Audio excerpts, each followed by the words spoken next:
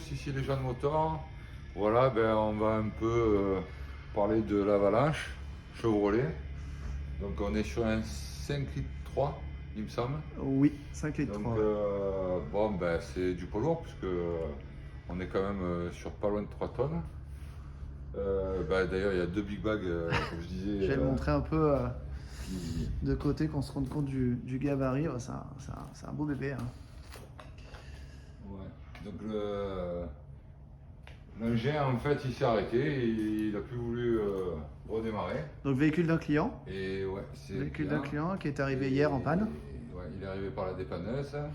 Donc en fait, il y a eu pas mal de transformations dessus. Il est passé un peu au GPL, un peu au super, un peu à l'éthanol. Donc là, on est sur le 85. Et du coup, voilà, je fais un peu la vérification. Il y avait la platine électronique. Bon, ils ont dû sûrement la démonter plusieurs fois parce qu'en fait, elle était mal clipsée. Donc déjà, on avait un petit souci à ce niveau-là.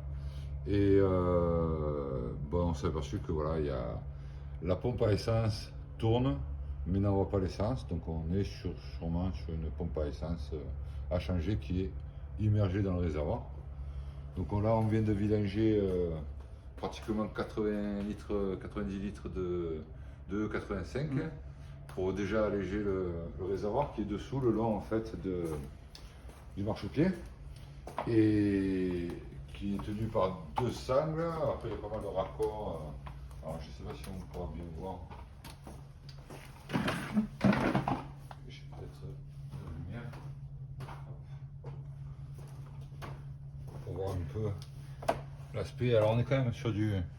Là, on voit le pont arrière. Là, on a le réservoir, une partie en fait qui longe et qui va pratiquement jusqu'à la porte. On le voit à la longueur. Ah oui, là, okay. il est quand même assez long. Ouais. Voilà. Et donc la pompe qui est défaillante est à l'intérieur de ce réservoir. Voilà, en fait, elle est par le dessus. Donc en fait, Ok. il faut le descendre. Déjà, essayer de voir s'il n'y a pas une prise d'air, quelque chose qui pourrait empêcher cette pompe de marcher. Parce que bon, il vaut mieux être sûr de tout bien vérifier quand on y est. Après, c'est châssis.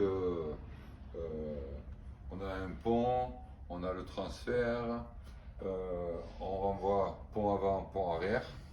Donc vraiment un beau petit bébé pour tracter. Très là, joli, magnifique. Je crois qu'on peut arriver à 8 tonnes de tract en tout, de TR1. Ouais. Très joli. Du coup, voilà. Donc pour l'instant en panne, on commande les pièces là aux États-Unis et dès qu'on les ressort, on fera une vidéo avec l'installation. On espère qu'il n'y a rien d'autre sur le véhicule, mais dessus la pompe à essence est HS. Alors plus d'essence. Ouais. On a réussi on avait court-circuité tout l'électronique là pour l'alimenter et tu t'étais rendu compte que Elle tourne dans le vide en fait. elle tourne dans le vide, elle aspire plus. Ouais. Elle aspire plus, elle fait de l'air. Donc du coup, on commence par ça. Et puis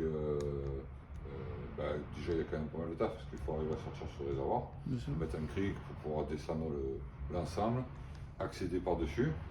Et j'essaierai de faire des photos pour un peu montrer comment c'est, peut-être en mettant le lien, et voir un peu comment c'est fait.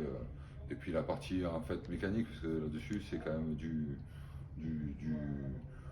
gros moteur, grosse boîte de vitesse, avec un peu comme notre Dodge, hein, en fait, où on a en fait la boîte de vitesse qui renvoie à une boîte de transfert et une partie qui va derrière par la boîte et le transfert renvoie sur le pont avant.